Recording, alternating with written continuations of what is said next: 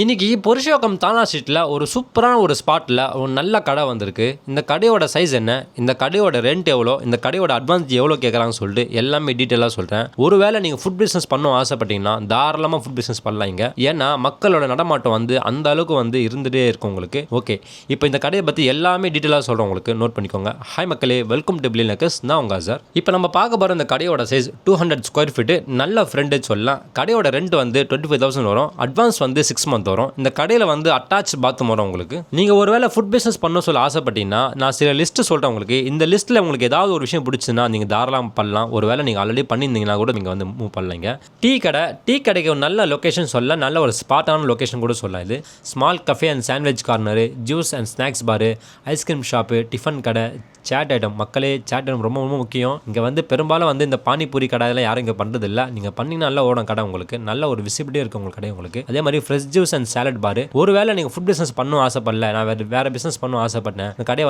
பார்க்கணும்னு சொன்னீங்க, தாராளமாக கடையை பாருங்கள். கண்டிப்பாக உங்களுக்கு ஒரு ஐடியா வரும் உங்களுக்கு. ஸோ கடையை பார்க்கணும் ஆசைப்பட்டீங்கன்னா கீழே டிஸ்கிரிப்ஷன் கான்டாக்ட் நம்பர் கொடுத்துருக்கேன், கால் பண்ணுங்கள். உங்களுக்கு A to Z எல்லாமே கைட் பண்ணுவாங்க. தேங்க்யூ.